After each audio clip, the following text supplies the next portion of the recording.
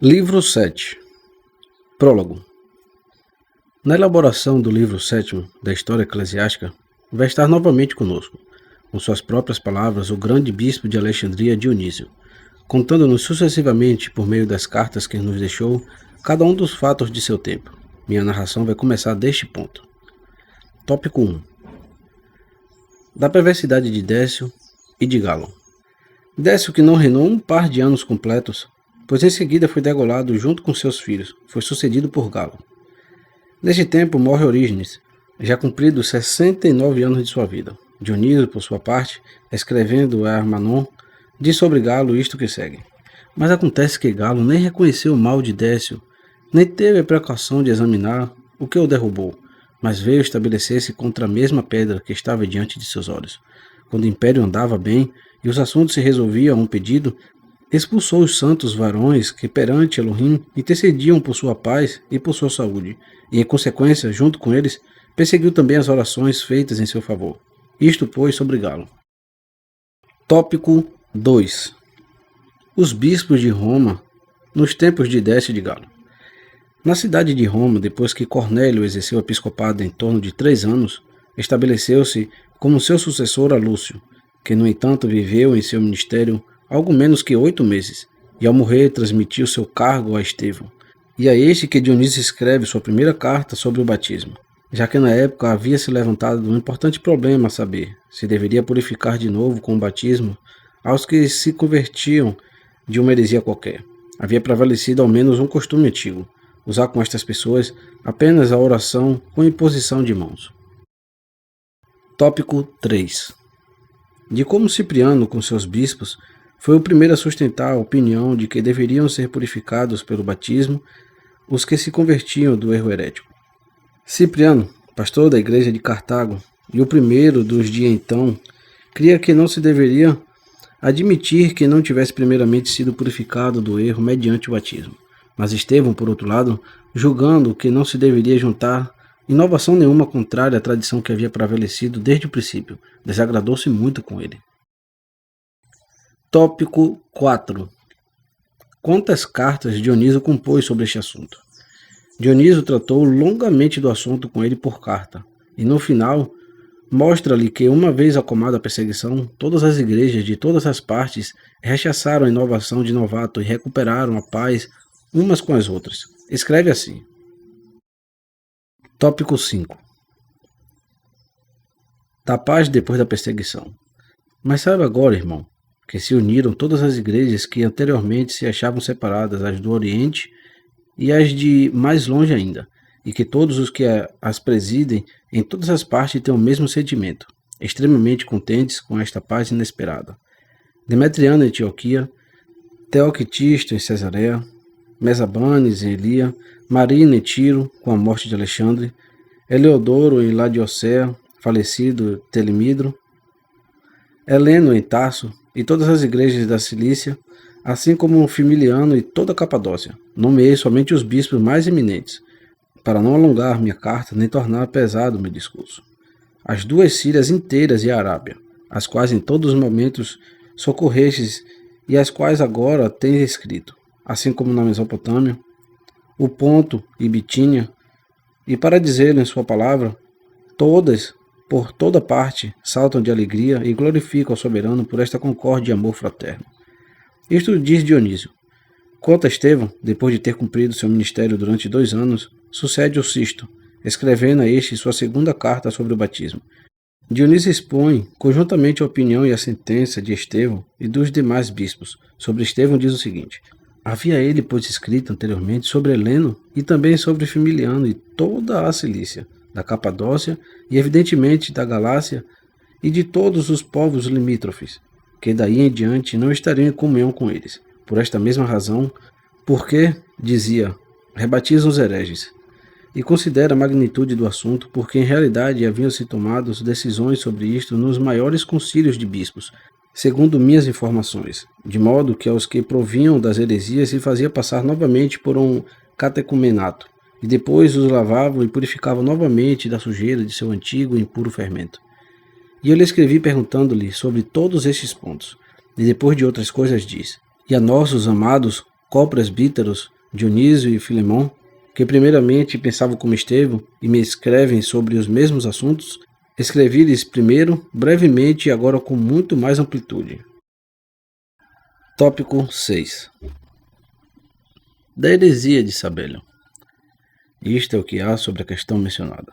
Mas quando, na mesma carta, falando também dos hereges sabelianos, assinala que em seu tempo prevaleciam, diz o seguinte: porque acerca da doutrina agora surgida em Ptolemaida de Pentápolis, doutrina ímpia e que contém muitas blasfêmias contra o Elohim Todo-Poderoso, Pai de nosso Maria Yahushua HaMashiach, e também muita incredulidade no que se refere a seu Filho unigênito, o primogênito de toda a criação, o Verbo feito homem, assim como também falta de sensibilidade para o Espírito Santo, como chegassem de todas as partes manifestos irmãos com a intenção de discuti-lo. Escrevi algumas coisas conforme minhas possibilidades e com a ajuda do soberano, explicando-as de uma maneira bastante didática, e delas te envio as cópias. Tópico 7. Do abominável erro dos hereges, da visão que o soberano enviou a Dionísio e da regra eclesiástica que este havia recebido. E na terceira das cartas sobre o batismo, a que o próprio Dionísio escreve a Filemão, presbítero de Roma, expõe-se o seguinte: eu também li as obras e as tradições dos hereges, e por breve tempo manchei minha alma com seus infames pensamentos, mas disso tirei uma vantagem, poder refutá-los por mim mesmo e abominá-los com muita força. Em realidade, um irmão, um dos presbíteros, separava-me e me metia medo, porque me deixava envolver no pântano da maldade daqueles, e de fato eu estava manchando minha alma, e ele, como comprovei, dizia a verdade. Uma visão enviada pelo soberano veio a dar-me forças, e uma voz se dirigiu a mim e me ordenou, dizendo expressamente: leia tudo que cair em tuas mãos, pois tu és bastante para me dar e provar cada coisa. E isto tem desde o princípio foi causa de tua fé. Eu aceitei a visão, que concordava bem com a sentença apostólica que diz aos mais robustos: sede cambistas experimentados. Logo depois de dizer algumas coisas sobre todas as heresias, acrescenta: eu recebi estas regras e este modelo de nosso bem-aventurado Papa Heracles, efetivamente aos que provinham das heresias, ainda que houvesse se separado da Igreja, e com maior razão aos que não havia se separado, mas que sendo membros da congregação somente em aparência, na realidade, era-lhes atribuído estar relacionado com algum dos mestres hereges, expulsava-os da Igreja e não os admitia ainda que pedisse, até que houvesse exposto publicamente tudo o que houvesse escutado entre os adversários. Então os admitia à Assembleia, sem exigir para eles um novo batismo, uma vez que já haviam anteriormente recebido dele o santo banho. E novamente, depois de ter discutido longamente o problema, acrescento o que segue: aprendi também isto, que não somente os africanos introduziram agora este costume, mas que isto foi decidido muito antes nos tempos dos bispos, que nos precederam nas igrejas mais populosas e nos concílios dos irmãos, em Icônio, em Sínade e em muitas partes. Não me atrevo a subverter suas decisões e fazê-las entrar em luta e rivalidade, porque não mudarás de lugar, disse, os marcos de teu vizinho que teus pais puseram. A quarta de suas cartas sobre o batismo, ele escreveu a Dionísio em Roma, então honrado como presbiterado, mas que não muito depois recebeu também o episcopado daquela igreja. Por esta carta, pode-se reconhecer como este era um homem ilustrado e admirável, segundo atesta Dionísio de Alexandria, que depois de outras coisas escreve-lhe fazendo menção aos assuntos de novato nos seguintes termos. Tópico 8. Da heterodoxia de novato. Porque é noviciano? Odiamos com razão, pois cindiu a igreja, arrastou alguns irmãos à impiedade e à blasfêmia, transmitiu também ensinamentos sacrílegos sobre o Elohim, caluniou o nosso bondoso Maria Yahushua HaMashiach, acusando-o de ser impiedoso, e por complemento a todo o dito, anulava o santo batismo, subvertia a fé e a confissão que o procedem, e expulsava por completo o Espírito Santo dos mesmos, ainda que houvesse alguma esperança de que permanecesse ou inclusive de que voltasse a eles. Tópico 9. Do ímpio batismo dos hereges. Também sua quinta carta foi escrita ao bispo de Roma Sisto. Nela, depois de dizer muitas coisas contra os hereges, expõe nos seguintes termos algo ocorrido em seu tempo. Porque de fato, irmão, Também eu necessito conselho e peço o teu parecer para um assunto importante que me foi apresentado, e temo equivocar-me. Efetivamente, um dos irmãos admitidos à comunidade, fiel antigo, segundo cremos, formava parte da Assembleia já muito antes de minha ordenação, e antes de estar lá seu bem-aventurado Heracles, achando-se junto aos recém-batizados e tendo escutado as perguntas e as respostas, acercou-se de mim, chorando e lamentando-se, caiu aos meus pés. E confessava e jurava que o batismo com que havia sido batizado entre os hereges não era este, nem tinha absolutamente nada em comum com ele, já que aquele estava cheio de impiedade e blasfêmias. E dizia que agora tinha a alma inteiramente trespassada pela dor, e que não se atrevia sequer a levantar os olhos para o soberano, tendo começado naquelas palavras e práticas sacrílegas, e por isto pedia poder obter esta purificação, esta acolhida, esta graça puríssima. Isto precisamente é o que eu não ousei fazer, e lhe disse que bastava para isto a comunhão em que estava admitido há tão longo tempo. Eu, efetivamente, não poderia atrever-me a reconstruir desde o começo. Alguém que ouviu a Eucaristia, respondeu com os outros ao Amém, esteve de pé ante a mesa, estendeu suas mãos para receber o sagrado alimento, recebeu e durante bastante tempo participou no corpo e no sangue de nosso Salvador, e exortava-o a ter ânimo e a cercar-se e participar das coisas santas com fé segura e boa esperança. Mas ele não para de chorar e treme ao acessar-se à mesa, e apenas depois de muitos pedidos consegue acompanhar-nos de pé nas orações. Além das cartas citadas, conserva-se também dele outra sobre o batismo, que ele e a comunidade que governava dirige a Sisto e a Igreja de Roma. Nela expõe a doutrina acerca do problema comentado por meio de uma longa demonstração. Também se conserva dele, depois destas, outra dirigida a Dionísio de Roma, a que trata de Luciano. Isto é o que há sobre eles. Tópico 10. De Valeriano e sua perseguição. Galo e sua equipe, depois de terem detido o comando quase 2 anos, foram derrotados. Sucederam-lhe no governo Valeriano e seu filho Galeno. Outra vez, pois, nos é dado conhecer o que conta Dionísio por sua carta dirigida a Hermamon, na qual leva a sua narrativa da seguinte maneira. E também a João foi igualmente revelado, e foi-lhe dada, diz, uma boca que profere arrogâncias e blasfêmias, e lhe foram dados poder e 42 meses. Mas ambas as coisas são de admirar em Valeriano, e sobretudo deve-se considerar como era no princípio, como era favorável e benevolente para com os homens de Elohim, porque nenhum outro imperador, nem mesmo aqueles que se diz que foram abertamente cristãos, teve uma disposição tão favorável e aconselhadora. No começo recebia-os com uma familiaridade e uma amizade manifestas, e toda a sua casa estava cheia de homens piedosos e era uma igreja do Criador. Mas o mestre e chefe supremo dos magos do Egito conseguiu persuadi-lo a se desembaraçar deles, e lhe ordenava matar e perseguir os puros e santos varões, porque eram contrários e obstáculos de seus infames e abomináveis encantamentos, pois são efetivamente, e eram capazes, com sua presença e com sua vista, e mesmo somente com sua respiração e o som de suas vozes, de destruir as armadilhas dos pestíferos demônios, e lhe sugeria realizar iniciações impuras, sortilégios abomináveis e ritos de mau aspúcio, assim como degolar pobres crianças, imolar filhos de pais desafortunados, abrir entranhas de recém-nascidos e cortar e despedaçar as criaturas do soberano, como se por isso tudo pudessem ser felizes. Isto acrescenta o seguinte: em consequência, Macriano ofereceu-lhes bons sacrifícios de ação de graças pelo império que esperavam.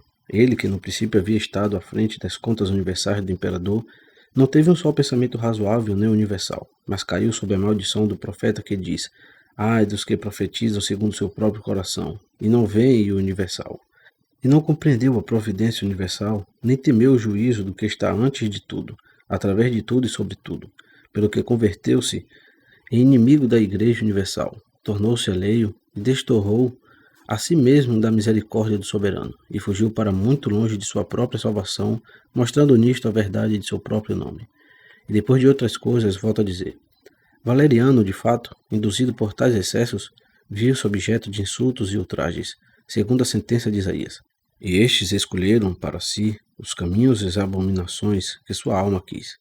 Pois eu não preferirei suas zombarias e hei de recompensar-lhes seus pecados. Ele, por sua vez, enlouquecia pelo império, apesar de não merecê-lo.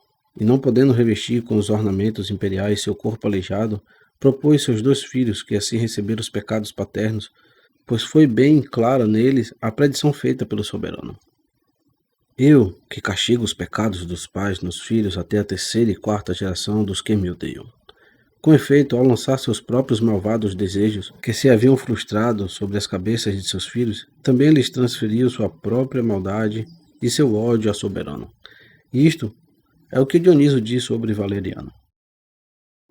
Tópico 11. Do que ocorreu a Dionísio e aos do Egito na perseguição.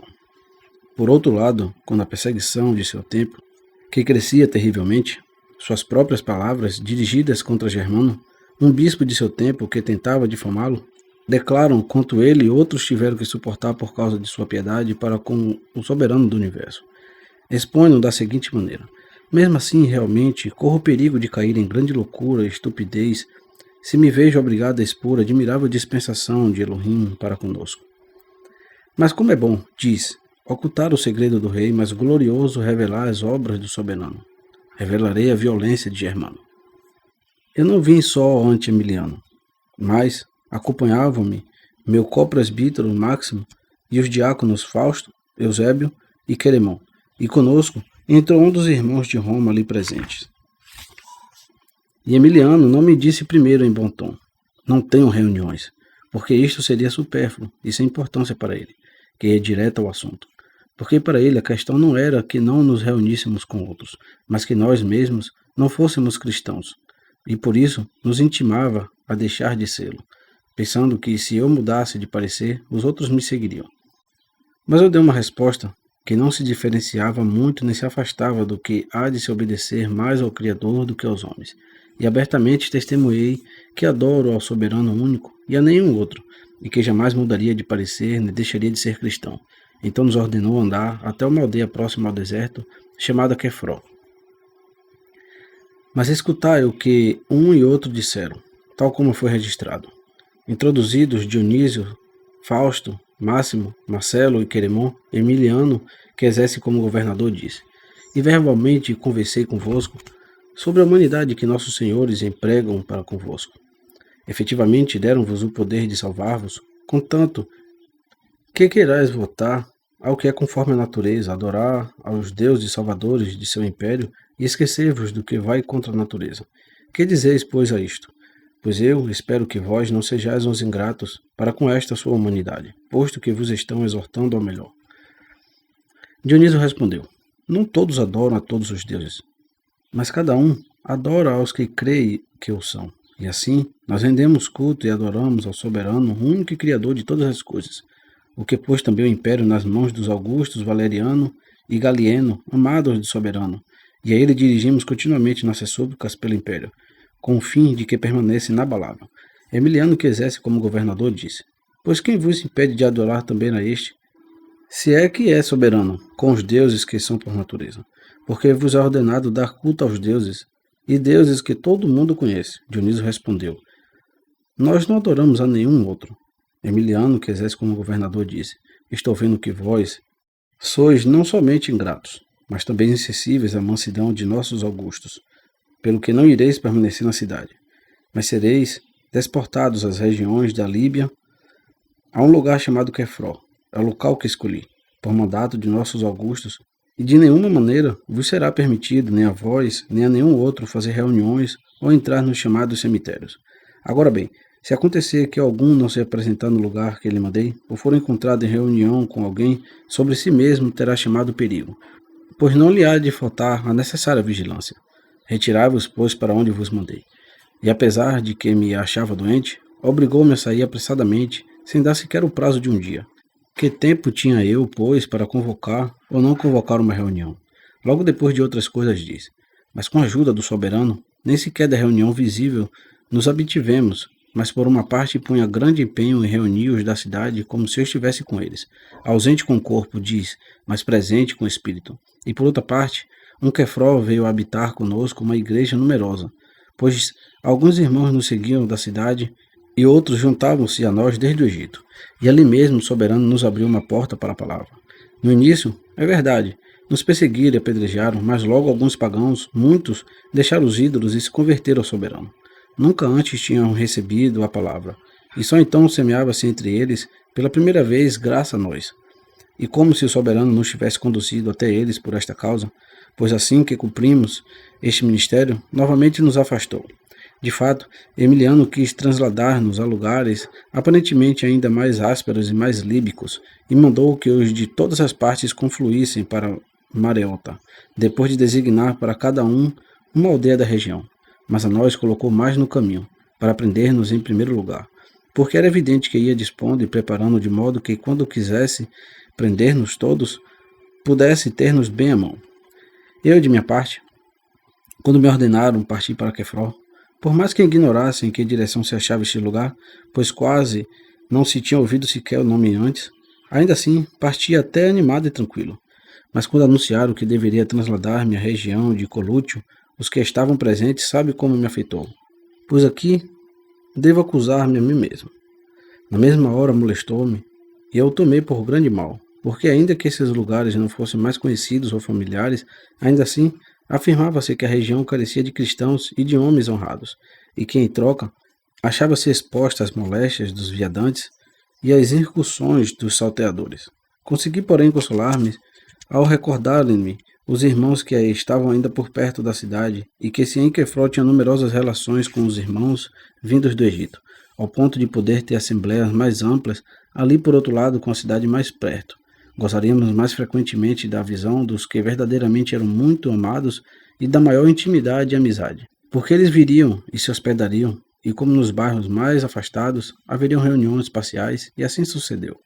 E depois de outras coisas, ainda escreve o seguinte acerca do que lhe sucedeu. Germano se gaba muitas confissões. Ao menos pode dizer que é muito o que houve contra ele, tanto quanto pode enumerar de nós.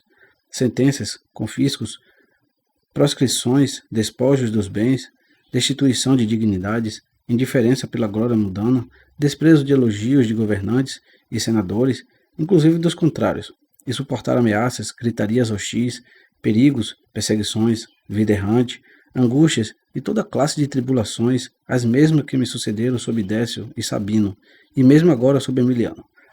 Mas de onde apareceu Germano? Que documento há sobre ele? Pois bem, estou cansado desta grande loucura em que vou caindo, por culpa de Germano. E pelo mesmo motivo desisto também de dar explicações detalhadas dos acontecimentos aos irmãos que já os conhecem. E o mesmo Dionísio, na carta a Domécio e a Dídimo, volta a mencionar os eventos da perseguição nestes termos.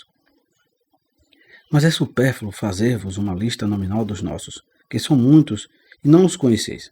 Sabeis, contudo, que homens e mulheres, jovens e velhos, donzelas e anciãos, soldados e civis, e todo o sexo de toda idade, vencedores na luta, e por açoites e fogo e outros pelo ferro, todos receberam suas coroas.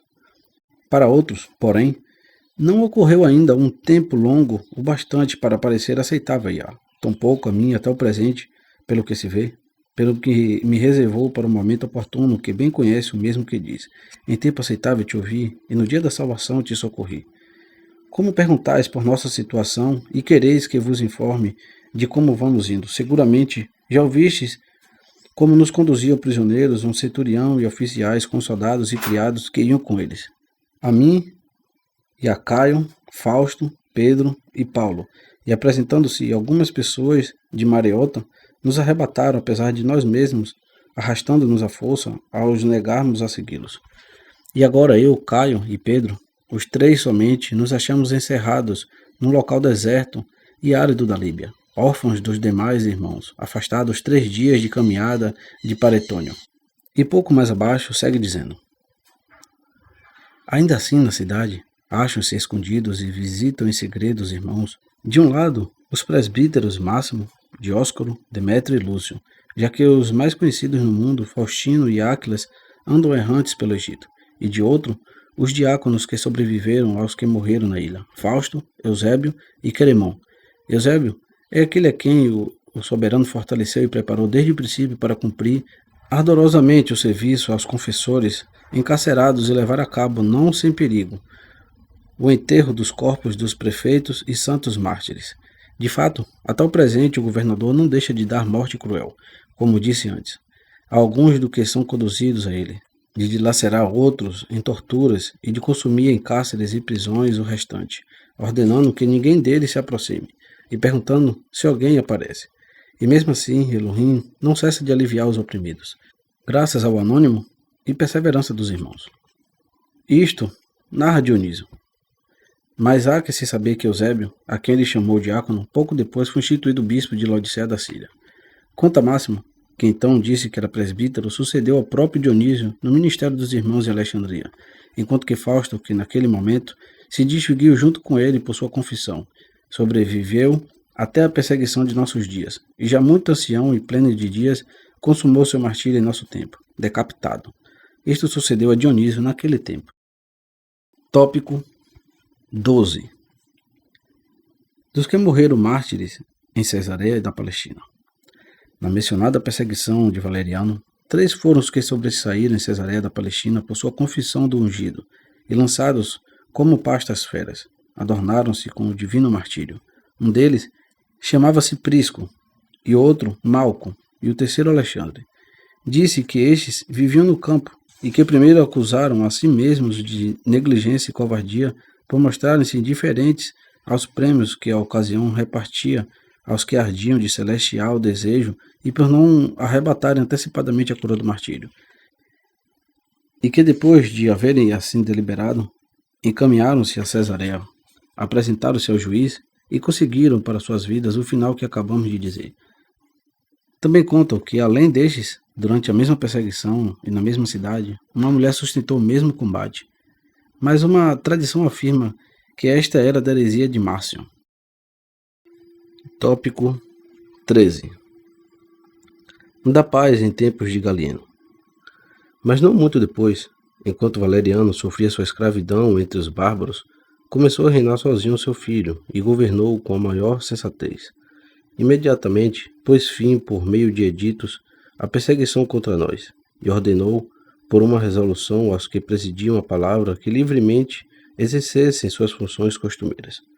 A resolução rezava assim: o imperador César, Públio, Licínio, Galieno, Pio Félix Augusto, a Dionísio, Pina, Demétrio e aos demais bispos, ordenei que o benefício de meu dom se estenda por todo o mundo, com o fim de que se evacuem os lugares sagrados, e por isso também possais desfrutar da regra contida em minha resolução, de maneira que ninguém possa molestar-vos.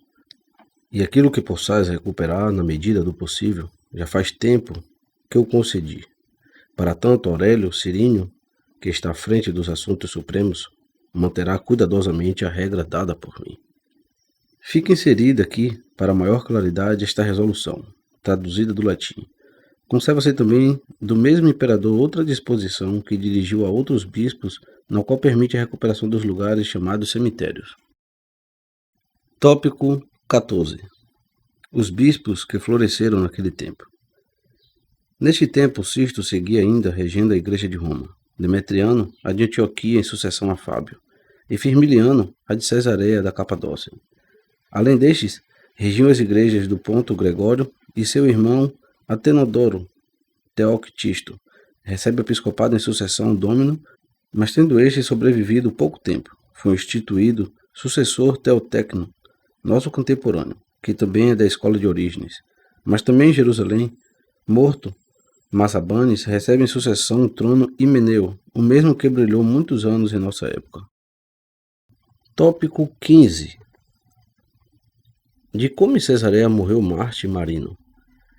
Por estes anos, apesar de que em todas as partes as igrejas tinham paz, em Cesareia da Palestina foi decapitado por ter dado testemunho do ungido um tal Marino, que pertencia aos altos cargos do exército e se distinguia por sua linhagem e suas riquezas. A causa foi a seguinte: entre os romanos há uma insígnia de honra, a vide, e dizem que aqueles que a alcançam convertem-se em centuriões. Havendo uma vaga liberada, o escalão designava Marino para esta promoção. Já estava a ponto de receber a honra quando se apresentou outro ante o tribunal, afirmando que, segundo as antigas leis, Marino não podia tomar parte nas dignidades romanas, já que era cristão e não sacrificava aos imperadores, e que o cargo correspondia a ele. Ante isto, o juiz, que era Queu, Sentiu-se turbado e começou a perguntar a Marino o que pensava. Mas quando viu que este insistia em confessar que era cristão, concedeu-lhe o prazo de 3 horas para que refletisse. Achando-se fora do tribunal, acercou-se dele Teotécnico, bispo do lugar, e afastou-o para conversar, e tomando pela mão, conduziu-o à igreja. Uma vez dentro, colocou-o ante o próprio santuário, e levantou-lhe um pouco o manto, mostrou sua espada, que pendia, ao mesmo tempo que apresentava e contrapunha a escritura dos divinos evangelhos, mandando que entre as duas coisas escolhesse a que preferia. Mas ele, sem vacilar, estendeu à direita e tomou a divina escritura. Mantém-te, pois, disse Teotécnico, mantém-te aferrado ao soberano, e oxalá alcances. Fortalecido por ele, o que escolheste? Vai em Shalom. Saiu imediatamente dali. Um pregoeiro lançava já seu grito chamando de novo ante o tribunal. De fato, havia se cumprido o prazo previamente fixado. Apresentou-o então ante o juiz e, mostrando entusiasmo ainda maior por sua fé, em seguida, tal como estava, foi conduzido ao suplício e foi executado. Tópico 16. A história de Astírio. Ali também, Astírio é lembrado por sua grande franqueza, agradável ao soberano. Era membro do Senado romano, favorito dos imperadores e conhecido de todos por sua nobre linhagem e por suas propriedades. Achava-se presente quando se executou o Marte, e apoiando o ombro, levantou o cadáver sobre sua esplêndida e rica vestimenta e levou-o para enterrá-lo com grande magnificência e dar-lhe digna sepultura. Os próximos e conhecidos deste homem que sobreviveram até nossos dias recordam outras inúmeras façanhas suas, inclusive a que segue grandiosa. Tópico 17. Em Cesareia de Filipe, que os fenícios chamam Penéas, disse que nas fontes que ali surgem ao pé da montanha chamada Paneion, e das quais nasce o Jordão, em certo dia de festa uma vítima imolada é ali lançada, e esta, por obra do demônio, torna-se visível de modo prodigioso. O fato é uma maravilha famosa para aqueles que se acham presentes. Pois bem, uma vez Astírio assistiu ao evento, e contemplando a multidão afetada pelo fato, compadeceu-se de seu erro, e levando os olhos ao céu, suplicou pelo ungido ao soberano que está sobre todas as coisas, para que confundisse o demônio enganador do povo e que o fizesse deixar de enganar os homens. E conta-se que assim que orou deste modo, a vítima começou a andar nas fontes, e desta maneira cessou para eles o prodígio, e daí em diante não se deu nenhum milagre em torno daquele lugar. Tópico 18. Dos sinais da magnificência de nosso Salvador existente Paneas. Mas já que fizemos menção a esta cidade, creio que não é justo passar por alto um relato digno de memória, inclusive para nossos descendentes. De fato, a hemorrágica, que pelos evangelhos sabemos que encontrou a cura de seu mal por obra de nosso Salvador, disse que era originária desta cidade e que nela se encontra sua casa, e que ainda subsistem monumentos admiráveis da boa obra nela realizada pelo Salvador. Efetivamente, sobre uma pedra alta diante das portas de sua casa, alça-se uma estátua de mulher, em bronze, com o joelho dobrado e com as mãos estendidas para frente, como uma suplicante. E em frente a esta, outra do mesmo material, efígie de um homem em pé, belamente vestido com um manto e estendendo sua mão para a mulher. A seus pés, sobre a mesma pedra, brota uma estranha espécie de planta, que sobe até a orla do manto de bronze e que é um antídoto contra todo tipo de enfermidades. Dizem que essa estátua reproduzia a imagem de Yahushua. Conservava-se até nossos dias, como comprovamos nós mesmos de passagem por aquela cidade. E não é estranho que tenham feito isto os pagãos de outro tempo que receberam algum benefício de nosso Salvador, quando perguntamos por que se conservam pintadas em quadros as imagens de seus apóstolos Pedro e Paulo, inclusive do próprio ungido, coisa natural, pois os antigos tinham por costume honrá-los deste modo, simplesmente como salvadores, segundo o uso pagão vigente entre eles. Tópico 19. Do trono de Tiago. O trono de Tiago, primeiro que recebeu do Salvador e dos apóstolos o episcopado da Igreja de Jerusalém, e ao qual os livros divinos chamam inclusive de irmão do ungido, foi preservado até hoje. Os irmãos do lugar vêm rodando-os de cuidados por sucessivas gerações e claramente mostram a todos que veneram, têm os antigos e continuam tendo os de hoje, para com os santos varões. por serem amados do soberano. Basta já disto. Tópico 20. Das cartas festivas de Dionísio, nas quais fixa também um cânon sobre a Páscoa. Quanto a Dionísio, além de suas cartas já mencionadas, compôs por aquele tempo outras que ainda se conservam as festivas. Nelas, tece palavras muito mais solenes acerca da festa da Páscoa. Uma é dirigida a Flávio, e outra a Domécio e Dídimo, na qual propõe inclusive um cano de 8 anos, alegando que não convém celebrar a festa da Páscoa senão depois do equinócio da primavera. Além destas cartas, escreveu também outra a seus copresbíteros de Alexandria, e ao mesmo tempo a outras pessoas em termos distintos. Estas, quando ainda durava a perseguição. Tópico 21. Do que aconteceu em Alexandria, apenas havia se restabelecido a paz, e já estava de volta a Alexandria. Mas tendo eclodido outra sedição e uma guerra, de modo que não lhe era possível visitar todos os irmãos da cidade, divididos como estavam em um e outro bando da sedição, uma vez mais na festa da Páscoa, da própria Alexandria, como se estivesse do outro lado da fronteira, entrou em comunicação com eles por carta.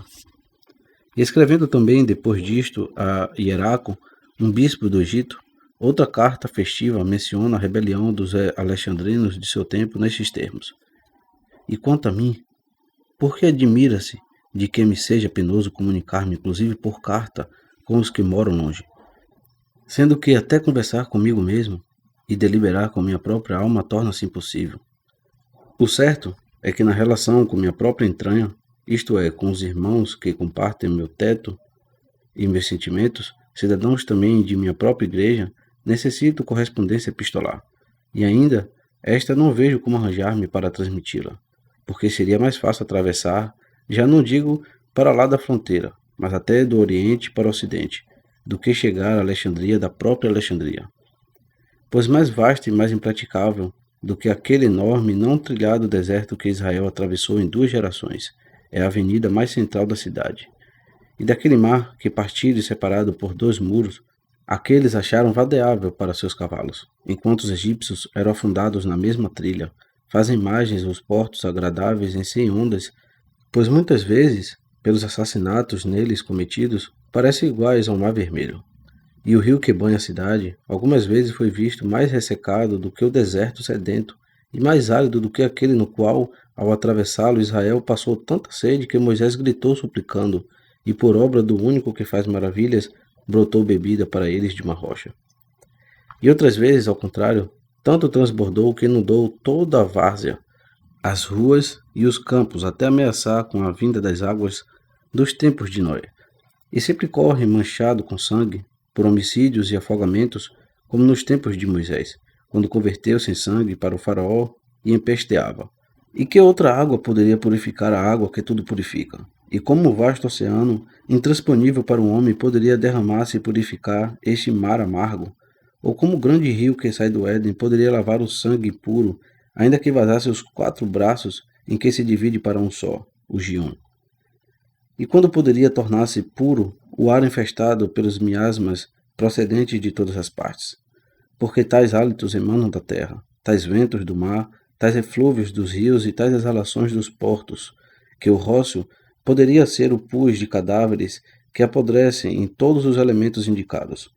E logo o povo se admira e está incerto de onde provém as contínuas pestes e graves enfermidades, de onde as corrupções de toda espécie, a variada e reiterada mortandade dos homens, e porque a grande cidade não sustenta já em si mesma aquela tão grande multidão de homens que antes alimentava, começando pelas crianças de peito até os anciãos de extrema velhice, passando pelo grande número de velhos prematuros, como eram chamados. Ao contrário, os quarentões e mesmo os setentões eram tão numerosos então que agora seu número não chega a completar-se, ainda que estejam inscritos e assinalados para a ração pública de víveres desde os 14 anos até os 80 anos. E os que aparentam ser os mais jovens parecem contemporâneos dos mais velhos de então. E desta maneira, ainda que vendo constantemente diminuída e consumida a família humana sobre a terra, não tremem, apesar de aproximar-se cada vez mais sua completa destruição. Tópico 22. Da doença que sobreveio em Alexandria. Depois disto, quando a peste interrompeu a guerra e a festa se aproximava, novamente entrou em comunicação por carta com os irmãos, indicando-lhes os padecimentos desta calamidade com estas palavras: certamente aos demais homens não parecerá tempo de festas a presente ocasião. Para eles, nem este nem outro o é. Não me refiro aos tempos de luto, mas nem sequer dos que se poderiam crer sumamente alegres. Atualmente, ao menos, é certo que tudo são lamentações, tudo prantos, e os gemidos ressoam em toda a cidade por causa da multidão dos mortos e dos que cada dia continuam morrendo. Porque, como está escrito dos primogênitos do Egito, assim também agora levantou-se um grande clamor, pois não há casa onde não haja um morto. E oxalá não fosse mais do que um, porque em verdade são muitas e terríveis as coisas que sucederam, inclusive antes disto. Primeiramente, nos expulsaram e somos os únicos que, apesar de sermos perseguidos por todos e estarmos condenados a morrer, celebramos a festa. Inclusive, então, a cada lugar de tribulação de cada um se converterá em paragem de assembleia festiva, campo, deserto, nave, albergue, cárcere. Mas a mais esplendorosa de todas as festas foi celebrada pelos mártires perfeitos, premiados com o festim dos céus. E depois disso, lançaram-se em cima a guerra e a fome, que sofremos junto com os pagãos.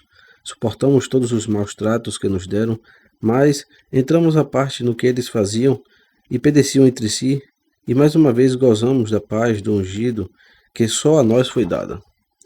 Tínhamos conseguido, tanto eles quanto nós, um brevíssimo intervalo quando irrompeu esta enfermidade, coisa mais terrível para eles do que todo o temor, e portanto mais cruel do que qualquer calamidade, e como escreve um particular escritor seu, única coisa que sobrepujou toda a previsão. Mas não é assim para nós, pois foi um exercício e uma prova em nada inferior aos demais. Efetivamente, em nada nos perdoou, ainda que tenha ceifado muitos entre os pagãos. E em continuação acrescento o que segue. Em todo caso, a maioria dos irmãos, por excesso de seu amor e de seu afeto fraterno, esquecendo-se de si mesmos e unidos uns aos outros, visitavam os enfermos sem preocupação, serviam-nos com abundância, cuidavam-nos em Mashiach e até morriam contentíssimos com eles, contagiados pelo mal dos outros, atraindo sobre si a enfermidade do próximo e assumindo voluntariamente suas dores. E muitos que curaram e fortaleceram outros morreram, transferindo para si mesmos a morte daqueles e convertendo então em realidade o dito popular, que sempre parecia ser de mera cortesia, despedindo-se deles humildes servidores. Em todo caso, os melhores de nossos irmãos partiram da vida deste modo. Presbíteros, alguns diáconos e laicos, todos muito louvados, já que este tipo de morte, pela grande piedade e fé robusta que envolve, em nada parece ser inferior mesmo ao martírio. E assim tomavam com as palmas das mãos em seus seios os corpos dos santos. Limpavam-lhes os olhos, fechavam suas bocas e, agarrando-se a eles e abraçando-os, depois de lavá-los e envolvê-los em sudários, levavam-nos sobre os ombros e os enterravam. Pouco depois, eles mesmos recebiam os mesmos cuidados, pois sempre os que ficavam seguiam os passos do que os precederam. Já entre os pagãos foi o contrário, até afastavam os que começavam a adoecer e repeliam até os mais queridos, e lançavam os moribundos para as ruas e cadáveres insepultos ao lixo, tentando evitar o contágio e a companhia da morte. Tarefa nada fácil até para os que usavam mais engenho em esquivá-la. E depois desta carta, quando a cidade já estava em paz, enviou ainda uma carta festiva aos irmãos do Egito, e logo voltou a escrever outras. Conservavam-se dele também, uma sobre o sábado e outra sobre o exercício, comunicando-se uma vez mais por carta com Hermamon e os irmãos do Egito. Explica muitas coisas sobre a perversidade de Décio e de seus sucessores, e menciona a paz dos tempos de Galeno. Tópico 23. Do Império de Galeno. Mas nada melhor do que ouvir como foram estes acontecimentos. Assim, pois, aquele, traindo um de seus imperadores e atacando o outro, logo desapareceu com sua pilhagem sem deixar traços. E todos proclamaram e reconheceram Galeno, que era ao mesmo tempo velho e novo imperador, pois era o antes e veio depois deles. Efetivamente, conforme o dito do profeta Isaías, vede que chega o do princípio, e o que agora surgirá será novo. Porque assim como uma nuvem, deslizando sob os raios do sol, Por um momento cobre e sombreia, e se mostra em lugar dele, mas logo quando a nuvem passou, ou se desfez, novamente surge e reaparece o sol, que antes já havia saído. Assim, Macriano pôs-se diante e aproximou-se em pessoa ao imponente poder imperial de Galeno. Mas já não é, posto que não era, enquanto que este é o mesmo que era. E o poder imperial, como se tivesse deposto sua vetustez e estivesse novamente purificado de sua anterior maldade, floresce agora com maior vigor e é visto e ouvido muito mais longe, mais penetrando por todas as partes. Logo, continuando, assinala também um tempo em que escrevia isto com as palavras que seguem. Também me agrada examinar novamente os dias dos anos imperiais, porque estou vendo que os mais ímpios, apesar de seu renome, ao fim de pouco tempo, caíram no anonimato, enquanto que ele, mais santo e amado de Elohim, tendo passado já seu 7º ano, cumpre agora o 9º ano no qual celebraremos a festa. Tópico 24. De Nepos e seu cisma. Além de tudo isto, escreveu também os 2 livros sobre as promessas, cujo tema era Nepos, bispo do Egito, que ensinava que as promessas feitas aos santos nas divinas escrituras devem ser interpretadas mais ao modo judeu, e suponha que haveria um milênio de delícias corpóreas sobre esta terra seca. Em todo caso, acreditando reforçar sua própria suposição com o Apocalipse de João, compôs sobre ele uma obra que intitulou Refutação dos Alegoristas. Contra esta obra, ergue-se Dionísio em seus livros sobre as promessas. No primeiro expôs seu próprio pensamento sobre a doutrina, e no segundo discute acerca do Apocalipse de João. Nele faz menção a Nepos no começo, e escreve o seguinte sobre ele. Mas como quer que aleguem certo livro de Nepos no qual se apoiam mais do que deveriam, como se demonstrasse irrefutavelmente que o reinado de Dongido será sobre a terra e muitas outras coisas, aprovo Nepos e o amo, por sua fé, por sua laboriosidade, por seu estudo sério das Escrituras e por sua numerosa produção de hinos, com os quais muitos irmãos vêm se reconfortando até hoje, e meu respeito pelo homem absoluto, ainda mais estando já morto, porém como a verdade me é mais querida e mais estimada do que todas as coisas, deve-se louvá-lo e estar de acordo com ele, sem reservas, se diz algo retamente, mas também, se em algo não parece correto o que escreveu, deve-se examiná-lo e corrigi-lo. Para com alguém que está presente e que se explica por palavra, poderia ser suficiente uma conversação oral, que à base de perguntas e respostas vai persuadindo e reduzindo os contendores. Mas havendo no meio um escrito, e muito persuasivo segundo alguns, e contando de outra parte com alguns mestres que em nada, estimando a lei e os profetas, deixando de seguir os evangelhos e desprezando as cartas dos apóstolos, proclamam sem mais o ensinamento deste livro como um grande e oculto mistério, e não permitem a nossos irmãos mais simples ter pensamentos elevados e magníficos sobre a manifestação gloriosa e realmente divina de nosso Salvador, nem de nossa ressurreição dentre os mortos, nem da nossa reunião e configuração com Ele, mas os persuadem a esperar coisas mínimas e mortais, como são os presentes, no reino do soberano. É necessário que também nós discutamos com nosso irmão Nepos, como se estivesse presente. Ao dito acrescenta depois de outras coisas o seguinte: assim pois, achando-me em Arzinoé, onde, como sabes, há muito prevalece esta doutrina, até o ponto de que ocorreram cismas e apostasias de igrejas inteiras, convoquei os presbíteros e mestres dos irmãos das aldeias, e estando presentes também os irmãos que queriam, exortei-os a realizar em público o exame da doutrina.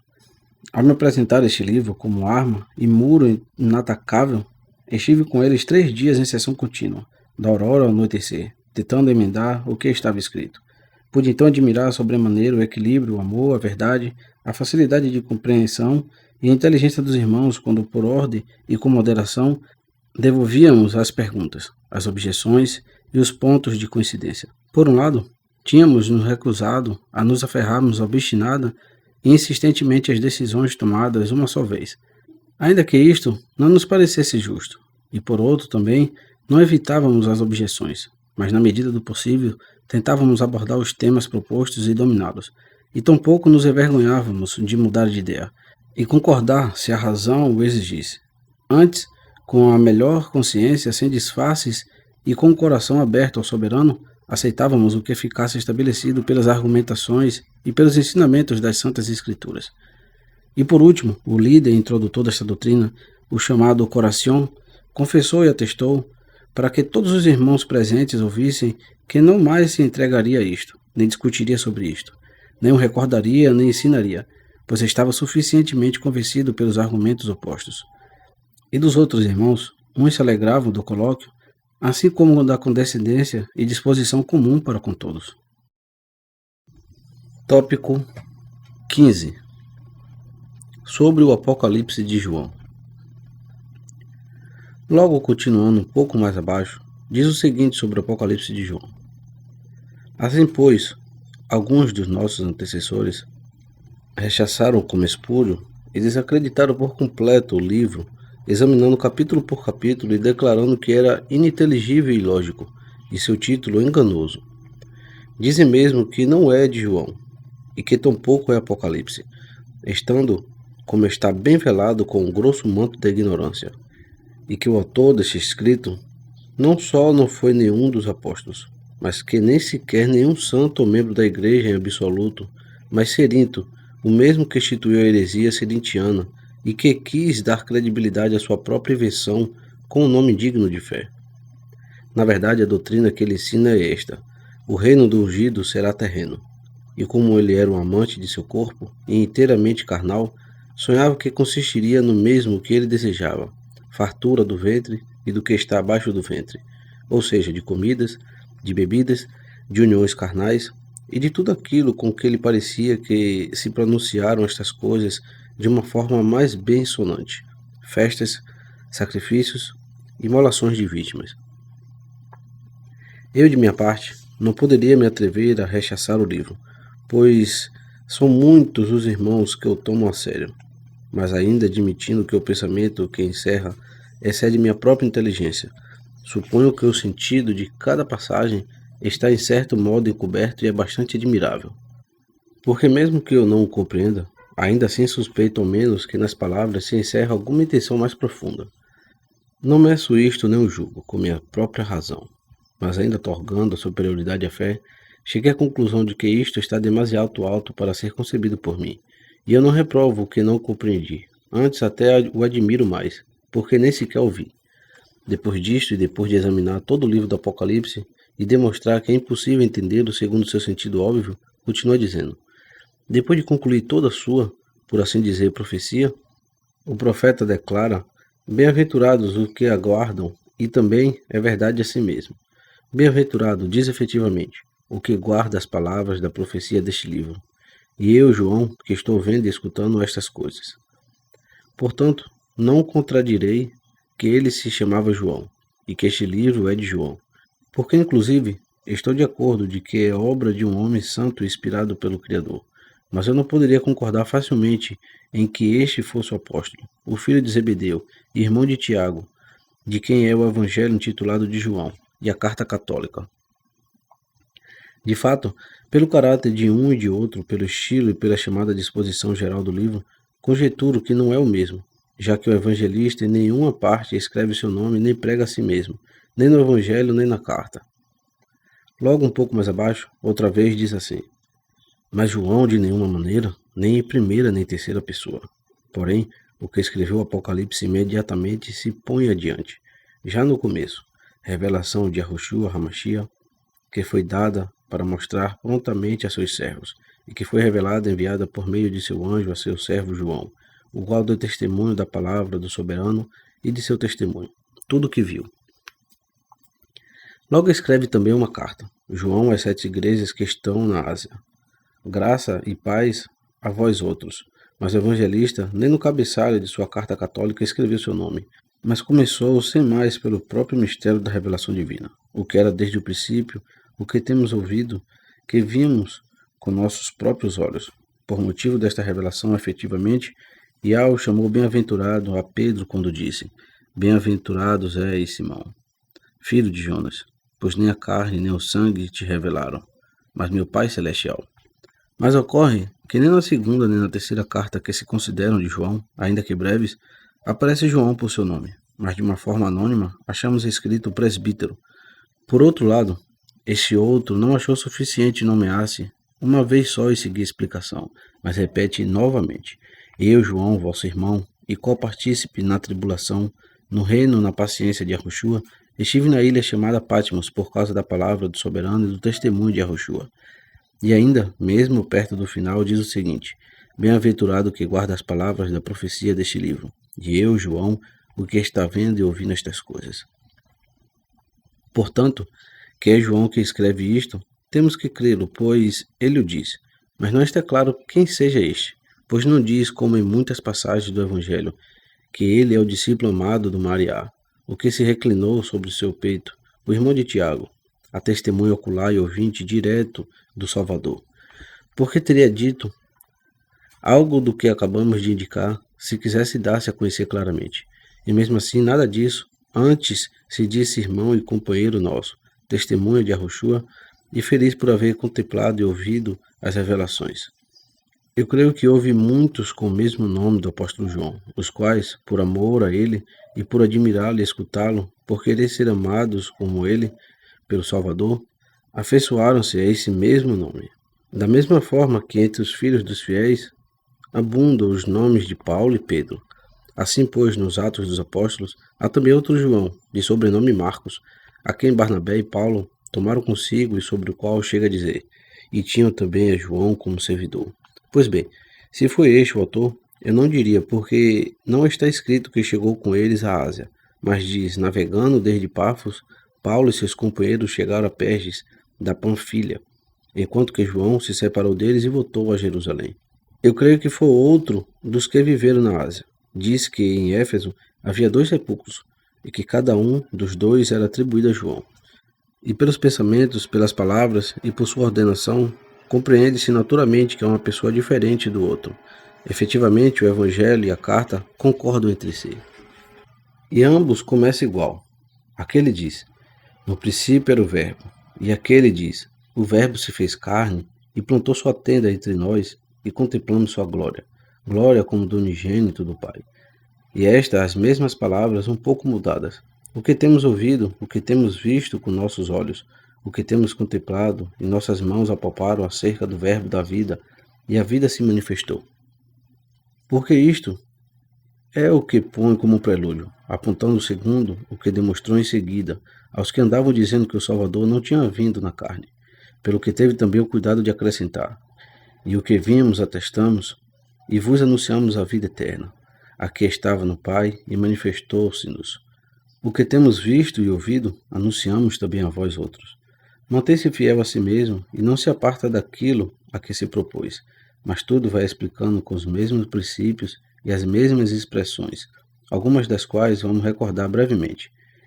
Quem se aplique a ler, encontrará em um e na outra muitas vezes as expressões a vida, a luz, afastamento das trevas e continuamente a verdade, a graça, a alegria, a carne e o sangue do Salvador, o juízo, o perdão dos pecados, o amor do soberano para conosco, o mandamento de amarmos uns aos outros e que há que se guardar todos os mandamentos, a refutação do mundo, do diabo e do anticristo, a promessa do Espírito Santo, a adoção como filhos por parte do soberano, a fé que nos é exigida absolutamente, o Pai e o Filho por todas as partes.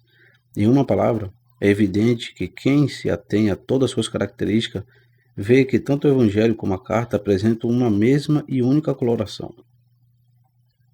Por outro lado, o Apocalipse é muito diferente e alheio a estes escritos.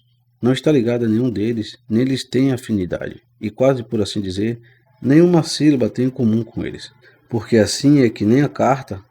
Deixemos já o Evangelho. Tem a menor menção ou o menor pensamento sobre o Apocalipse, nem o Apocalipse sobre a carta, enquanto que Paulo deixa entrever em suas cartas algo sobre suas revelações, ainda que não as tenha consignado por si mesmas. Mas inclusive pelo estilo, é possível ainda reconhecer a diferença do Evangelho e da carta com respeito ao Apocalipse. Aqueles, efetivamente, não somente estão escritos sem faltas contra a língua grega, mas inclusive com a máxima eloquência por sua dicção, seus raciocínios e a construção de suas expressões. Pelo menos, estão muito longe de que se encontre neles algum vocábulo bárbaro, um solecismo ou, de modo geral, um vulgarismo, pois seu autor, segundo parece, possuía os 2 saberes, por haver o Salvador lhe outorgado ambos graciosamente, o do conhecimento e o da linguagem. Quanto ao outro, não lhe negarei que viu revelações e que recebeu conhecimento e profecia, Não creio, porém, que seu estilo e sua língua sejam exatamente gregas. Antes, utiliza idiotismos bárbaros, em algumas partes, inclusive, comete solecismos. Não é preciso agora dar uma seleção, já que tampouco disse isto por zombaria, que ninguém pense isso, mas unicamente para estabelecer a desigualdade destes escritos. Tópico 26. Das cartas de Dionísio.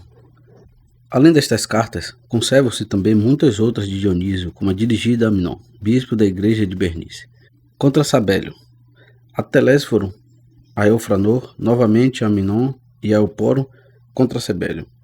E sobre o mesmo tema compôs também outros 4 escritos que dirigiu ao seu homônimo de Roma, Dionísio. E entre nós, além destas, existem também muitas cartas suas, inclusive prolixos tratados em formas de cartas, como os dedicados a seu filho Timóteo sobre a natureza e o outro sobre as tentações que ele também dedicou a Eufranor.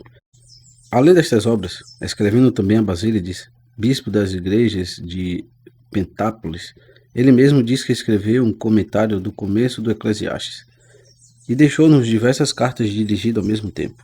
Tudo isto escreveu Dionísio, mas depois de historiar estas coisas, já é hora de que entreguemos ao conhecimento da posteridade também como era nossa geração. Tópico 27. Sobre Paulo de Samosata e a heresia que suscitou em Antioquia. Assisto que presidiu a igreja de Roma durante 11 anos, sucedeu Dionísio, homônimo do de Alexandria. E neste tempo, ao emigrar também Demetriano, desta vida em Antioquia, recebeu o episcopado Paulo, o de Samosata. Como este, contrariamente ao ensinamento da igreja, tinha acerca do ungido pensamentos baixos e ao nível do chão, dizendo que por natureza foi um homem comum. Dionísio de Alexandria, convidado para assistir ao concílio, dando como desculpa sua velhice e debilidade corporal, adia sua presença pessoal e, por meio de uma carta, expõe seu pensamento sobre o tema debatido. Os outros pastores das igrejas, por outro lado, cada qual de sua terra, iam se reunindo contra uma peste do rebanho do ungido, e todos se apressavam em direção a Antioquia. Tópico 28. Os bispos ilustres que eram célebres naquele tempo. Entre eles, os que mais sobressaíam foram Firmiliano, bispo de Cesareia, da Capadócia, os irmãos Gregório e Atenodoro, pastores das igrejas de Ponto, e depois deles Heleno, da igreja de Tarso, e Nicomas, da de Icônio. Mas não somente eles, mas também Himeneu, da igreja de Jerusalém, e Teotecno, da de Cesareia, limítrofe desta, e além destes, Máximo, que dirigia também com muito brilho os irmãos de Bostra. E não seria muito difícil enumerar muitíssimos outros reunidos, junto com os presbíteros e diáconos, pelo mesmo motivo da citada cidade. Mas de todos, pelo menos, os mais destacados eram estes. Todos, pois, reuniram-se para o mesmo, em diferentes e repetidas ocasiões, e em cada reunião levantavam-se razoamentos e perguntas. Os partidários do Samosatense, tentando ocultar ainda e dissimular o que houvesse de heresia. Os outros, de sua parte, pondo todo o seu empenho em desnudar e trazer à vista a heresia e a blasfêmia daquele contra-ungido. Mas por este tempo morreu Dionísio, no 12º ano do Império de Galeno. Depois de haver presidido o episcopado de Alexandria durante 17 anos, sucede o Máximo.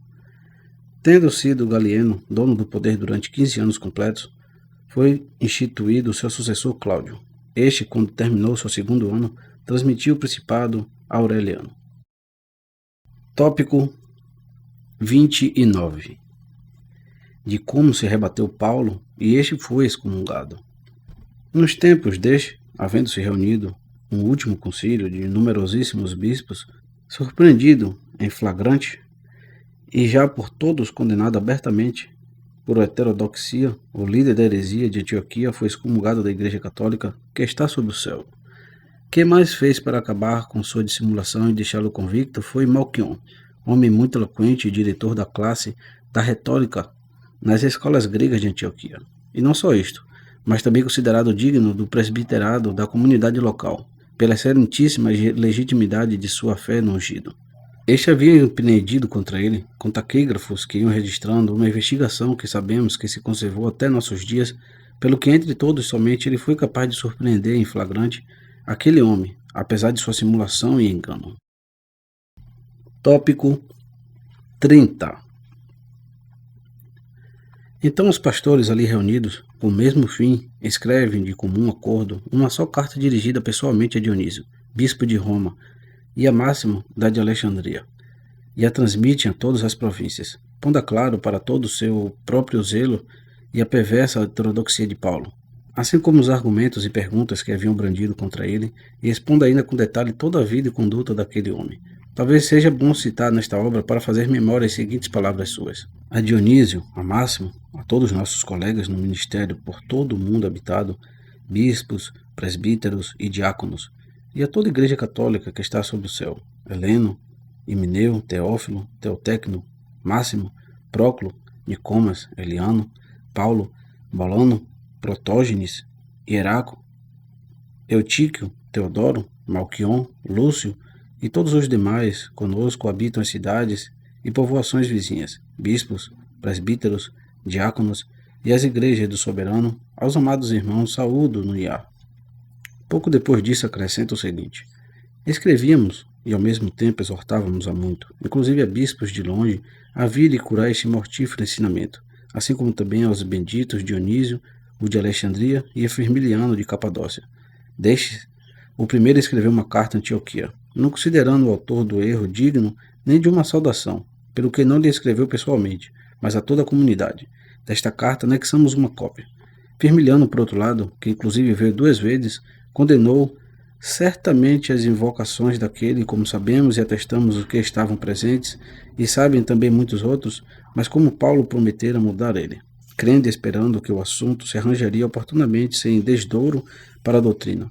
O foi deferindo, enganado pelo homem que negava seu próprio soberano, Iá, e não observava a fé que anteriormente ele mesmo possuía.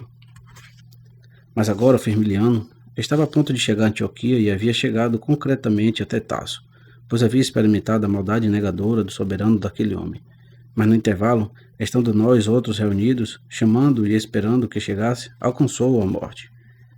E depois de outras coisas, novamente descrevem a vida e a conduta de Paulo nos seguintes termos: desde o ponto em que se afastou da regra e passou ensinamentos falsos e bastardos, não se devem julgar as ações do que está fora. Nem sequer pelo fato de que, sendo primeiramente pobre e mendigo, e não havendo recebido de seus pais riqueza nenhuma, nem havendo adquirido mediante um ofício ou qualquer ocupação, agora chegou a uma excessiva opulência, proveniente de suas ilegalidades, de seus roubos sacrílegos e dos que pede e suga dos irmãos, desfraudando o que foram vítimas de injustiça e prometendo ajuda por um salário. Em realidade, enganando também estes e tirando proveito sem razão da facilidade com que dão os que estão em apuros apenas para se libertarem do incômodo, já que ele considera a religião como fonte de lucros. Tampouco porque tem pensamentos altivos e se orgulha de estar investido com dignidades mundanas, preferindo que o chame do cenário do que bispo, avançando jactancioso pela praça e lendo e ditando cartas enquanto passeia em público, escoltado por guardas muito numerosos, uns precedendo e outros seguindo. O resultado é que a própria fé se fez desprezada e odiada por causa de sua ostentação e do orgulho de seu coração. E tampouco se deve julgar os jogos de prestidigitação que organizava nas reuniões eclesiásticas, aspirando à glória, deslumbrando a imaginação e ferindo com estas coisas as almas dos mais simplórios. Fez preparar para si uma tribuna e um trono elevado, não como discípulo do ungido, e igual aos príncipes do mundo. Tinha assim o chamava seu secreto, com a mão golpeava a coxa e com os pés batia na tribuna.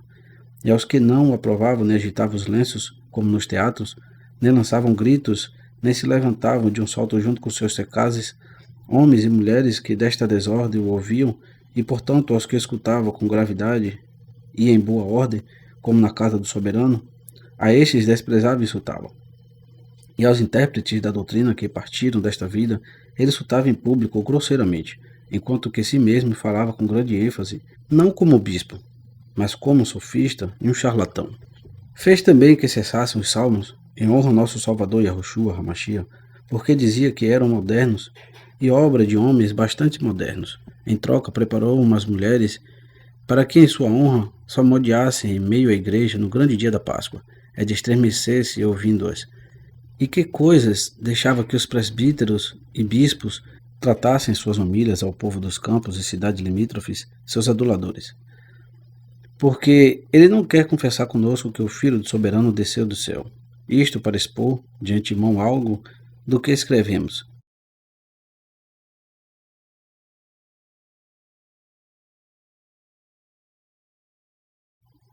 E não o diremos como simples afirmação, mas que será demonstrado com muitas passagens dos documentos que nos enviamos, e sobretudo aquele em que se diz que Yahushua HaMashiach é de baixo, mas aqueles que lhe cantam salmos e louvam ante o povo afirmam que o seu ímpio mestre desceu como anjo do céu. E ele não só não impede isto, mas até em sua soberba acha-se presente quando dizem.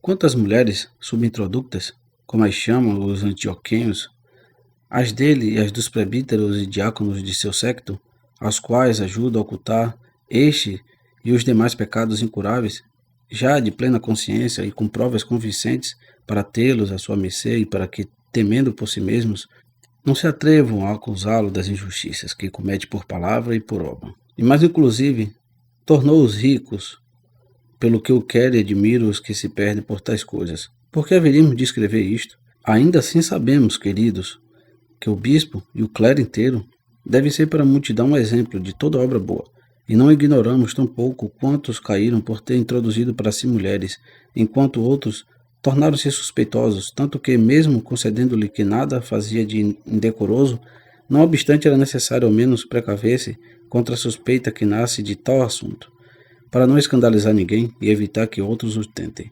Portanto, como poderia repreender e advertir outro, para que não coabite mais sob o mesmo teto com uma mulher e se guarde de cair, como está escrito: um que já afastou uma de si, mas que tem consigo duas em plena juventude e de boa aparência, e que se vai para outro lugar, para lá as leva consigo, e isto como desperdício de luxo?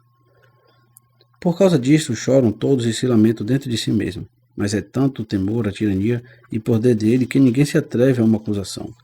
Mas como já dissemos, disto poderíamos corrigir um homem que se tivesse ao menos um pensamento católico e se contasse entre nós, mas de um que traiu o mistério e se pavoneia da abominável heresia de Artemas, porque de fato não seria necessário manifestar quem é seu pai. Cremos que não se pode pedir contas de tudo isto. Logo ao final da carta acrescentam: por conseguinte, ao seguir, opondo-se ao soberano e não ceder, vimos-nos forçados a excomungá-lo e a estabelecer esse lugar para a Igreja Católica. Segundo providência do soberano, estamos convencidos. Outro bispo, Dômino, o filho do bem-aventurado Demetriano. Este havia presidido antes daquele de forma notável esta mesma igreja, varão adornado com todas as qualidades que convém a um bispo. E isto vos manifestamos para que lhe escrevais e recebais dele as cartas de comunhão. Quanto ao outro, que escreva a Artemas, e que tenham comunhão com ele os que pensem como Artemas. Assim, pois, caído Paulo do episcopado e da ortodoxia de sua fé, sucedeu como Dômino, como foi dito, no ministério da igreja de Antioquia. Mesmo assim, como Paulo não quisesse de modo algum sair do edifício da igreja, o imperador Aureliano, a quem se solicitou, decidiu muito oportunamente o que deveria ser feito, pois ordenou que se ortogasse a casa aquele com quem estivesse em correspondência epistolar os bispos da doutrina da Itália e da cidade de Roma. Assim é que os homens, antes mencionado, para extrema vergonha sua, foi expulso da igreja pelo poder mundano. Assim era para conosco Aureliano, pelo menos por então. Mas já avançado seu império, mudou de pensamento sobre nós e se deixava excitar por certos conselhos para que suscitasse uma perseguição contra nós. Eram muitos os rumores sobre este ponto em todos os ambientes, mas quando estava a ponto de fazê-lo, e por assim dizer já assinava os decretos contra nós, a justiça divina o alcançou, retendo-o no ato como que amarrando-lhe os braços. Com isto permitiu a todos ver claramente que nunca os poderes desta vida teriam facilidade contra as igrejas do ungido, se a mão que nos protege, por juízo divino e celeste para nossa instrução e conversão, não permitisse que isto se levasse a cabo nos tempos que elas julgam bons. Assim, pois, Aureliano, que exerceu o poder durante 6 anos, sucede Probo, e a este, que o deteve mais ou menos os mesmos anos, Caro, junto com seus filhos Carino e Numeriano. E tendo estes, por sua vez, durado outros 3 anos incompletos, o poder absoluto para Diocleciano e aos que foram introduzidos depois dele por adoção, sobre os quais levou-se a cabo a perseguição de nosso tempo, e nela a destruição das igrejas. Agora bem, muito pouco tempo antes disso, Félix sucede no ministério ao bispo de Roma Dionísio, que nele havia passado 9 anos. Tópico 31. Da heterodoxa perversão dos maquineus, iniciada precisamente então. Neste tempo também aquele louco, epônimo da endemoniada heresia, armava-se do extravio da razão, o demônio, sim, o próprio Satanás, adversário do soberano. Empurrava aquele homem para a ruína de muitos. Sendo como era bárbaro em sua vida, por sua própria fala e seus costumes, e demoníaco e demente por natureza, empreendia façanhas em consequência com isto, e tentava fazer o papel do ungido, ora proclamando-se a si mesmo Paráclito e Espírito Santo em pessoa, inflado por sua loucura, ora elegendo como ungido 12 discípulos, copartícipes de seu novo sistema. Em realidade, impingiu umas falsas e ímpias doutrinas à base de remendos recolhidos das inúmeras e ímpias heresias, já há muito extintas, e desde a Pérsia as foi transmitido como veneno mortífero até nossa própria terra habitada. E desde então o ímpio nome dos maquineus pulula até hoje entre muitos. Este foi, pois, o fundamento desta gnose de falso nome, que brotou nos tempos mencionados. Tópico 32. Dos varões eclesiásticos que se distinguiram em nosso tempo, e quais deles viveram até o ataque às igrejas. Por este tempo, havendo Félix presidido a igreja de Roma durante 5 anos, sucede o Eutiquiano. Este, que não sobreviveu 10 meses inteiros, deixou o cargo a Caio, contemporâneo nosso, e havendo este exercido a presidência uns 15 anos, instituiu-se como sucessor Marcelino, a quem também arrebatará a perseguição. E por estas datas regiu o episcopado de Antioquia, depois de Dômino Timeu, a quem sucedeu Cirilo, contemporâneo nosso. De seu tempo conhecemos Doroteu, um varão douto e julgado digno do presbiterado de Antioquia. Este foi um amante das coisas divinas e exercitou-se na língua hebraica, tanto que até podia ler e compreender as próprias escrituras hebreias. Ele não era alheio aos estudos mais liberais, nem à instrução preliminar dos gregos, e além disto, era eunuco por natureza, feito assim já desde seu próprio nascimento, de maneira que o imperador honrou-o com a administração da tinturaria de púrpura de Tiro. A este, escutamos explicar as escrituras com sapiência na igreja, e depois de Cirilo, o episcopado da igreja de Antioquia, foi recebido em sucessão por Tirano, em cujos dias o ataque às igrejas alcançou o cume. Já a igreja de Laodiceia, depois de Sócrates, foi governada por Eusébio, oriundo da cidade de Alexandria. A causa de sua imigração foi assunto referente a Paulo. Por causa deste subiu a Síria, e os que nela se ocupavam das coisas de Elohim impediram-no de voltar à sua casa. Para nossos contemporâneos, foi um exemplo amável da religião, como facilmente se descobre nas expressões de Dionísio anteriormente citadas. Foi instituído como seu sucessor Anatólio, um bom que, como se diz, sucede a outro bom. Também era alexandrino de origem, e por seus estudos, por sua educação grega e por sua filosofia, alcançou os primeiros postos entre os mais ilustres de nossos contemporâneos, já que avançou até o cume da aritmética, da geografia, da astronomia e de toda a especulação teórica da dialética como da física, assim como da retórica. Por esta causa, como quer uma tradição, os cidadãos de Alexandria o consideraram digno de organizar ali a escola da sucessão de Aristóteles. Recordam-se, pois, dele inúmeras outras façanhas que, quando houve o sítio do Perucuil, já que todas as autoridades o consideravam digno de um privilégio especial, mas eu só vou mencionar como demonstração o seguinte. Dizem que, faltando trigo aos sitiados, a ponto de que a fome lhes era mais insuportável do que os inimigos de fora, o mencionado Anatólio, que se achava presente, tomou as seguintes disposições. Como a outra parte da cidade estava aliada ao exército romano e não se encontrava sitiada, Anatólio enviou uma mensagem a Eusébio, que se encontrava entre os não sitiados. De fato, ainda estava ali, antes de sua emigração para a Síria, e cuja glória e famoso nome haviam chegado até o general em chefe dos romanos, e informou-os dos que pereciam de fome ao largo do assédio. Este, assim que o soube, pediu ao general romano, como enorme favor, que garantisse a segurança aos desertores do campo inimigo, e quando conseguiu sua petição, fê-lo saber a Anatólio. Este, imediatamente, depois de receber a promessa, reuniu o conselho dos alexandrinos. Começou pedindo a todos que oferecesse sua destra aos romanos em sinal de amizade, mas assim que viu que sua promessa os enfurecia, disse: mesmo assim, creio que ao menos nisto não me sereis contrários. Se vos aconselhar a pôr para fora das portas, pelo menos As pessoas supérfluas e absolutamente inúteis, anciãs, crianças e anciãos, e que se vão para onde queiram. Por que vamos tê-los entre nós inutilmente, se não for já para morrer? E para que já estamos esgotando pela fome os enfermos e quebrantados de corpo, já que não é necessário alimentar apenas aos homens e aos jovens, e reservar o trigo necessário para os que são capazes de guardar a cidade?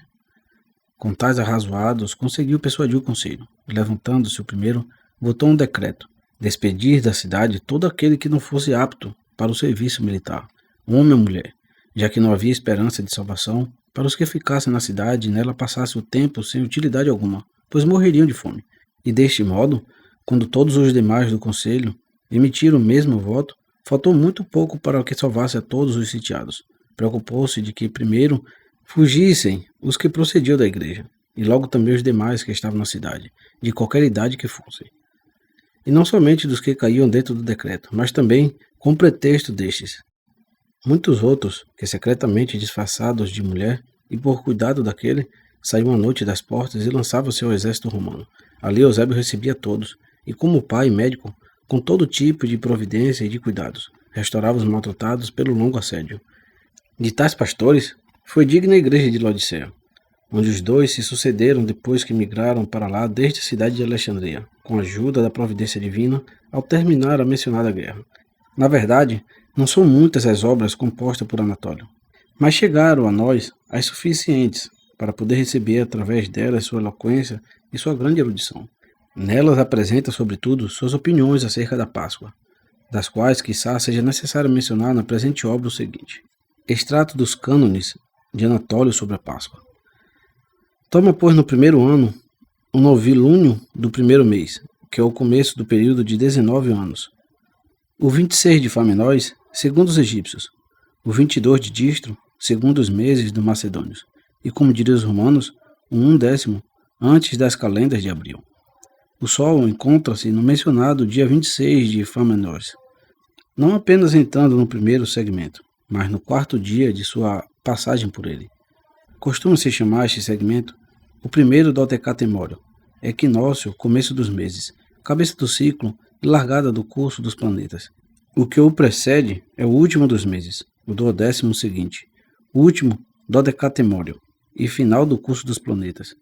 Por isso dizemos que erram muito e gravemente os que situam nele o primeiro mês, e em consequência tomam o 14º dia como o dia da Páscoa. Não é esta nossa doutrina, mas os judeus antigos já a conheciam, inclusive de antes de ungido, e aguardavam com todo esmero. Pode-se saber, pelo que disseram Filo, Joséfo e Museu, e não somente estes, mas também os que são mais antigos, os dois agatóbulos, conhecidos como os mestres de Aristóbulos, o famoso, que foi dos 70 que traduziram para Ptolomeu, Filadelfo, e para o pai deste, as sagradas e divinas escrituras dos hebreus, e dedicou aos próprios reis livros de exegese da lei de Moisés. Estes, ao resolverem os problemas do Êxodo, dizem que todos devem sacrificar Páscoa por igual, depois do equinócio da primavera, em meados do primeiro mês, e isto se encontra quando o Sol atravessa o primeiro segmento da elíptica solar, ou, como alguns deles o nomeiam, do zodíaco. Por sua parte, Aristóbulo acrescenta que na festa da Páscoa, não somente o Sol, mas também a Lua, deve forçosamente atravessar o segmento equinocial, porque sendo os dois segmentos equinociais, um da primavera e outro do outono, diametralmente opostos entre si, e dado que o dia da festa pascal é o 14º do mês à tarde, a Lua tomará a posição diametralmente oposta com respeito ao Sol, como efetivamente se pode ver nos plenilúnios. E então o Sol estará no segmento equinocial da primavera, e a Lua forçosamente no segundo equinocial do outono. Sei que estes homens disseram também muitas outras coisas, ora verossímeis, ora avançadas, conforme rigorosas demonstrações, por meio das quais tentava estabelecer que a festa da Páscoa e dos ázimos deveria a todo custo ser celebrada depois do equinócio. Mas eu passo por alto pedir tais materiais de demonstração àqueles para os quais o véu que cobria a lei de Moisés foi retirado de adiante e já podem contemplar sempre com o rosto descoberto ao ungido, e os ensinamentos e os sofrimentos do ungido. Agora bem, que entre os hebreus o primeiro mês cai em torno do equinócio, dão a entender até os ensinamentos do livro de Enoque. E ele mesmo deixou também umas introduções aritméticas em 10 livros inteiros, de outras provas de seu estudo assíduo e grande experiência das coisas divinas. O bispo de Cesareia da Palestina, Teotécnico, foi o primeiro que lhe impôs as mãos para o episcopado, buscando de antemão procurar para sua igreja um sucessor seu para depois da morte. E efetivamente, por breve espaço de tempo, ambos presidiam a mesma igreja, mas tendo sido chamado a Antioquia pelo concílio reunido contra Paulo, ao passar pela cidade de Laodiceia, os irmãos dali retiraram-no em seu poder por ter morrido Eusébio. Mas tendo partido desta vida também, Anatólio, nomeia-se Estevão, último bispo daquela igreja antes da perseguição, admirado por muitos em razão de suas doutrinas filosóficas e de toda a sua cultura grega. Não tinha, porém, as mesmas disposições a respeito da fé divina, como demonstrou o transcurso da perseguição, que pôs a descoberto o homem solapado, covarde e pouco viril, mais que o verdadeiro filósofo. Mas não por isso iria a igreja arruinar-se. Antes, o próprio soberano e salvador de todos a restabeleceu, fazendo que imediatamente se proclamasse bispo daquela igreja a Teodoto. Um homem com suas próprias obras tornava realidade o que seu nome e o de bispo significam. Efetivamente, em primeiro lugar, destacava-se na ciência que cura os corpos, mas na terapêutica das almas não teve igual. Por seu amor aos homens, sua nobreza, sua compaixão e seu zelo em ser útil aos que necessitavam dele. Também havia se exercitado muito no que tange aos ensinamentos divinos. Assim era Teodoto. Em Cesareia da Palestina, Teotécnico, que havia exercido com toda solicitude seu episcopado, é sucedido por Agápio, de quem sabemos que lutou muito, dependendo a mais generosa providência na proteção do povo e cuidando de todos com a mão abundante, especialmente dos pobres. Em seu tempo conhecemos a Panfilho, homem muito distinto, verdadeiro filósofo por sua própria vida e considerado digno do presbiterato da comunidade local. Não seria um tema pequeno mostrar quem era e de onde procedia, mas cada aspecto de sua vida e da escola que ele constituiu, assim como seus combates em diferentes confissões, quando da perseguição e a coroa do martírio que se exigiu ao fim de tudo. Explicamos com pormenores em obra especial sobre ele. Pois bem, este foi o mais admirável de todos os aqui. Mesmo assim, entre os mais próximos a nosso tempo, sabemos de homens de muito rara qualidade. Pieril, um presbítero de Alexandria, e Melício, bispo da igreja do Ponto. O primeiro se fez notar por uma vida inteiramente pobre e por seus conhecimentos filosóficos, tendo se exercitado extraordinariamente em especulações e comentários acerca das coisas divinas e em homilhas públicas na igreja. E Melício, o mel da Ática, chamavam as pessoas instruídas, era como alguém o descreveu, o mais perfeito por sua doutrina. É impossível admirar-se como merece o vigor de sua retórica, mas podia-se dizer que ele o tinha por natureza. E quanto à perícia, no restante, e a vasta erudição, quem poderia superar sua excelência? Antes que o provasses uma só vez, diria que era o homem mais hábil e mais firme em todas as ciências da razão. Além disso, sua vida virtuosa estava também à altura. Nós o observamos durante 7 anos completos, quando, por ocasião da perseguição, andou fugitivo de um lado para o outro, pelas regiões da Palestina. Na igreja de Jerusalém, depois de Mineu, o bispo mencionado pouco acima, recebe o ministério de Zabdas. Morto este, não muito depois, recebe em sucessão o trono apostólico, ali conservado ainda até hoje. Hermon, último bispo até a perseguição de nossos tempos. E em Alexandria, é Teonas que sucede a Máximo, que exerceu o episcopado depois da morte de Dionísio por 18 anos. Em seu tempo, era célebre em Alexandria Aclas, considerado digno do presbiterato junto com Pierio. Estava encarregado da escola da fé sagrada e deu provas de uma obra filosófica de muito rara qualidade, não inferior a de ninguém, e de uma conduta genuinamente evangélica. E depois de Teonas, que serviu durante 19 anos, recebe em sucessão o episcopado dos alexandrinos Pedro, que também se distinguiu muito especialmente durante 12 anos inteiros, tendo empregado os 3 primeiros anos anteriores à perseguição. Não completos em governar a igreja, pelo resto de sua vida, entregou-se a uma excesse muito mais vigorosa e, se ocultar-se, velava pelo movimento comum das igrejas. E assim foi como no 9º ano da perseguição, foi decapitado e adornou-se com a coroa do martírio. Depois de haver descrito nestes livros o tema das sucessões, desde o nascimento de nosso Salvador até a destruição dos oratórios, o que abarca uns 305 anos, em continuação, vamos deixar por escrito para que o saibam aqueles que vieram depois de nós, quantos e de que índole foram os combates do que em nossos dias portaram-se virilmente na defesa da religião.